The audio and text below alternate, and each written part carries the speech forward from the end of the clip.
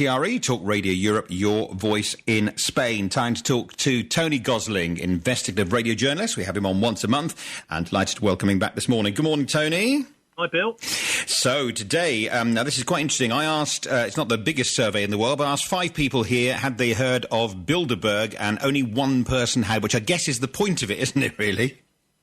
Well, yeah. I mean, you know, and also back in the 1990s when I was working at the BBC, when I came across the Bilderberg first, I was actually rather annoyed and irritated that I'd never heard of them. Right. And because you look at the list, the invite list, and quite clearly the most powerful, richest people in the Western world are all there. I'm talking about the not the 0.1%, the 0.00001%. Now, a lot of people do talk about Bilderberg as a sort of conspiracy, which it is, but it's a question of exactly what kind of conspiracy is it? I mean, why are they trying to keep these meetings so secret when you've got a mixture of bankers, you've got usually royalty too, you've got heads of the major oil companies. You've got the most important, really, from my point of view, is the bosses of media. Yeah, in there too. The interesting thing, I mean, people like the places, the things like The Economist, that kind of stuff. Mm-hmm. But the trouble is, they don't actually report on it in their papers. So they're going in there, as are some of the politicians that go. Well, all of the politicians that go. Swearing an oath of secrecy to their conference organisers, but not to us. Yeah. So they're really betraying us as they go in. So, I mean, I first came across these in the 90s, and I thought, I looked around on the sort of early days of the internet, was there, to see what I could garner about them. And there was quite a lot of rather nasty right-wing Jewish conspiracy theories, saying this is a part of a Jewish conspiracy, blah, blah. And I just thought, look, this is not doing justice to the story, really. So that's when I set out and I got hold of the domain name Bilderberg.org. Right. And I thought, because they didn't have any information at all about themselves up on the internet at that stage. And I thought, well, I'll do a whole load of research on them, and that's what I did, and that's where we are today. And I've found out some fascinating things, I think, over the years about what the origins are, etc. Yeah, so it goes back, I believe, to May 1954, and it's called Bilderberg because it was at the Hotel de Bilderberg in the Netherlands. So what was the point initially? Why did they start this in the first place, Tony? Well, let's talk about a couple of the figures that were involved in beginning these meetings, because obviously to get the richest and most powerful people in Europe together is not the easiest task. They've got their own things to do. You know, they've got their own agendas. So they had some pretty powerful people in order to get the first meetings going. One was someone probably people who'd never heard of, Joseph Ratzinger. Yep. He was described as what they call an eminence grise. That is to say, he had a lot of power, he was doing a lot of stuff, but he never liked any kind of publicity. During the war, he'd been working for MI6, British Foreign Intelligence, and he'd been the aide to General Sikorski, and he was the Polish leader in exile. Yep. Sikorski was. So he was the kind of, obviously Poland was the main reason that the British entered the Second World War. So the Polish leader was quite an important figure, Sikorski. And Sikorski died in mysterious circumstances. One of the only times that Ratzinger hadn't been with him in a plane crash off Gibraltar. Wow. And I spoke to, and I've looked at some of the comments of the Polish resistance to Nazi occupation. Obviously, it was a pretty horrific occupation. We know all about the Warsaw Ghetto, this sort of thing. Warsaw was absolutely levelled by the Nazis, but still people managed to survive, a bit like Stalingrad, you know. So that whole business with Joseph Ratzinger is not really known. But the thing is that the locals there, they'd actually even ordered him killed. Because they believed he was actually working against Poland's interests. So this is one of the guys that started the Bilderberg. The other is probably even worse, really, and he is Prince Bernhard of the Netherlands. Now, he was originally a German aristocrat who'd been an SS officer and one of the first members of the Nazi Party, the NSDAP, back in the late 1920s. Right. So this guy had then decided he was going to change sides in the 30s, and he went over to marry into the Dutch royal family. Now, this is why I think it's in Holland. It's because of this Bernhard Dutch connection. And the trouble with Bernhard was, and he was a major figure. And why in Oosterbeek, which is where the Bilderberg Hotel is, just near Arnhem in Holland, because Bernhard had been involved, along with our own Lord Carrington, in a battle in the Second World War, the Arnhem Battle, which is in the film A Bridge Too Far. Yeah. And in that area of Oosterbeek was one of the most bloody massacres of the top of the British soldiers in the Second World War. As you'll see in the battle, basically they get cut off and surrounded. These are paratroopers, lightly armed paratroopers, surrounded by tanks and flamethrowers and God knows what. And there was an absolute massacre there. They called it the Witch's Cauldron in the war.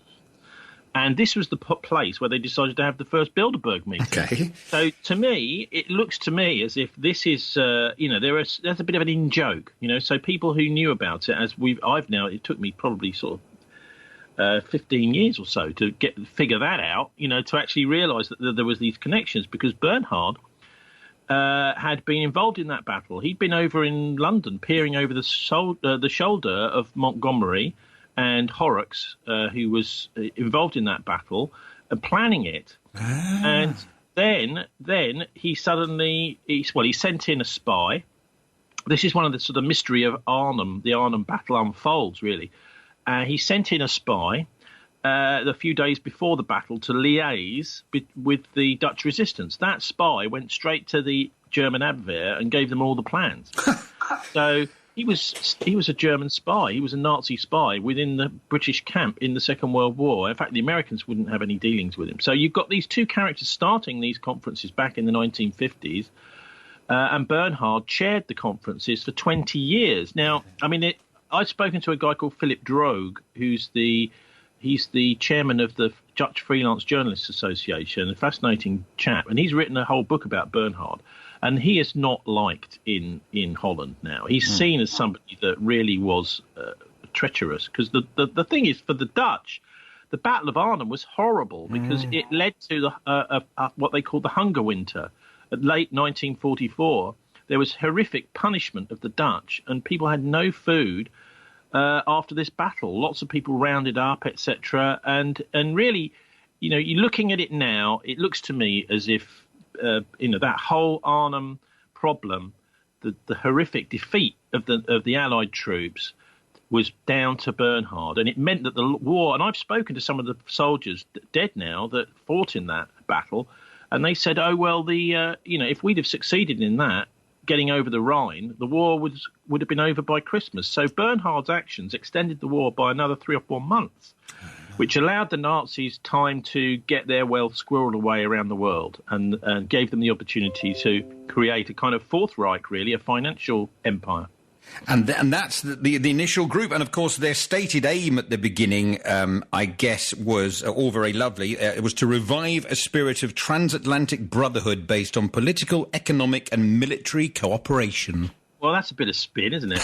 Because what they really wanted to do was to control Europe. This is really what it's about, forming a United States of Europe. So, Kissinger said this in the 70s himself, that he wanted one person to phone. He didn't want to phone up 30 different embassies and 30 different governments in order to get things done in Europe. Look, the main reason for the Bilderberg, and it's just the NATO countries. They're not the secret rulers of the world. If anything, they could be called the secret rulers of the NATO countries. Right. And it's pretty much only the NATO countries that participate in it.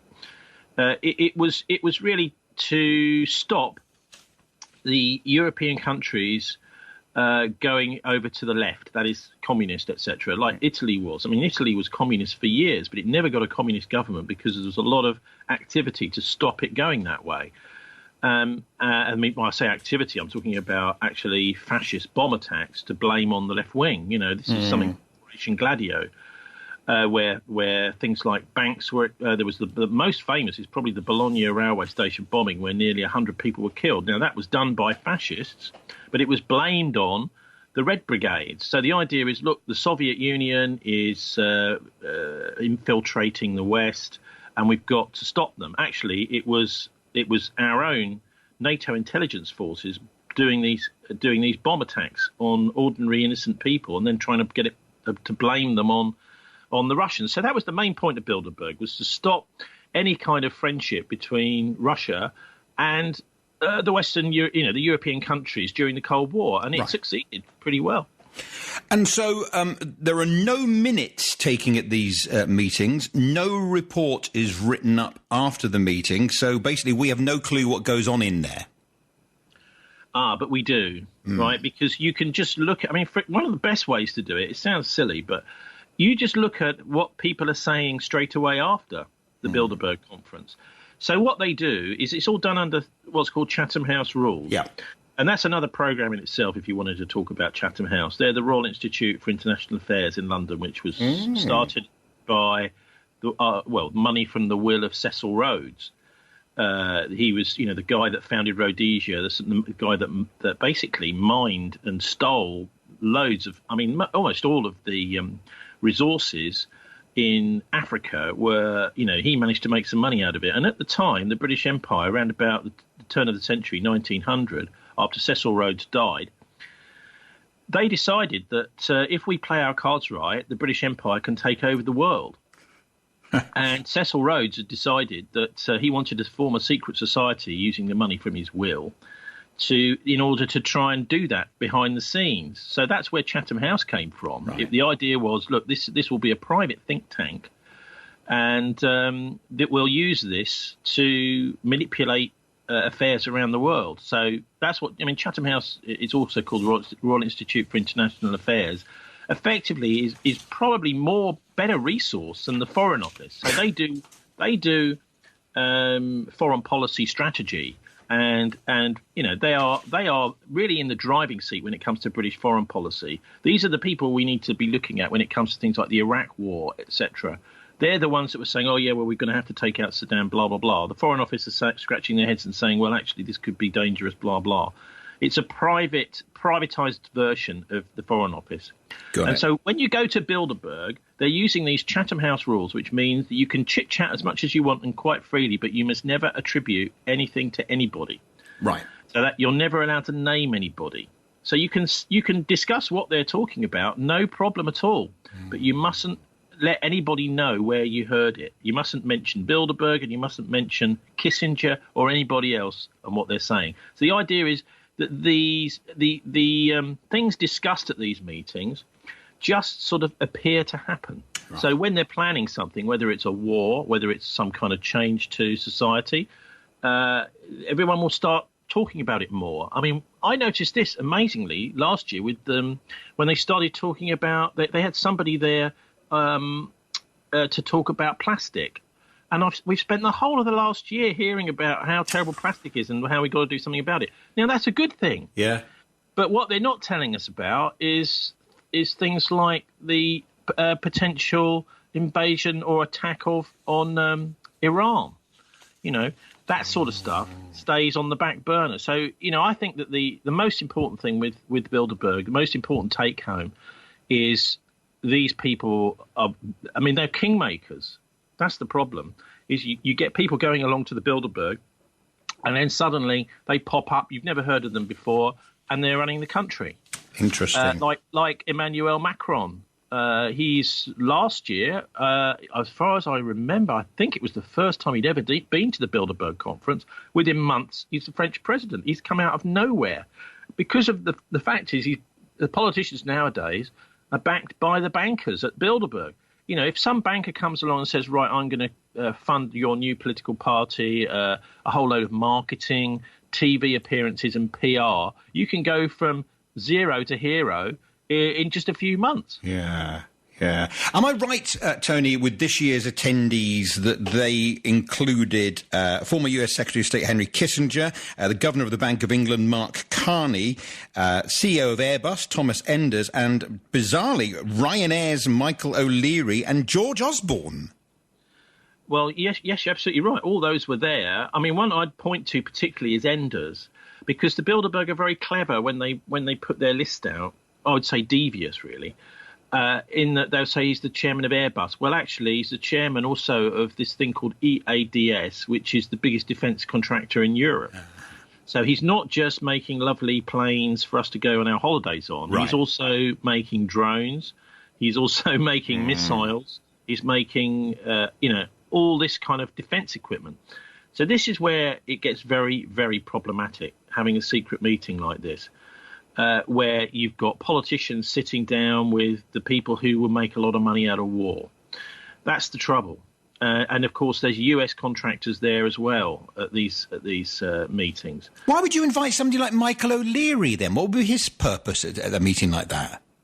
Well, good question. I think it's probably because he's a fairly ruthless businessman. I mean, you look at Ryanair's history, it's we're going to cut costs as much as possible, cut them to the bone, and we're going to. Actually, he's been. You know what he's been involved in cheap airlines is a race to the bottom. I mean, Ryanair really is. I don't want to libel them, but they're not the greatest quality airline. Their staff are not the happiest. You know what I'd like if I'm flying from one place to another in an aircraft is I'd like the staff to be happy. I think that's actually quite an important part of the experience.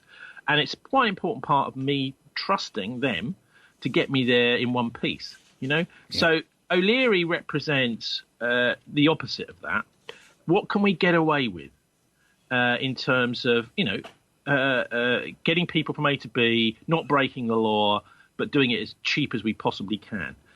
And I mean, we've seen what that led to with bad relationships between German wings and the pilot they had. They had some pilot who was complaining about the shifts he was doing were just fitting in with his life, and he decided to fly a plane into a cliff. He locked his co-pilot out of the cabin.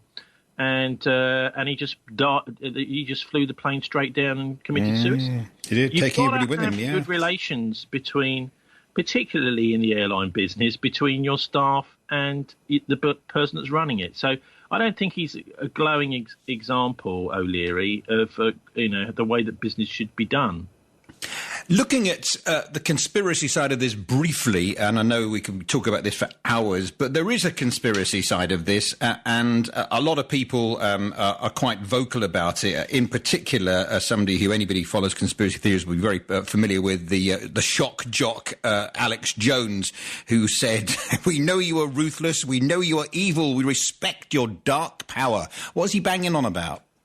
Well, Jones is extremely problematic. He started off as this is years ago.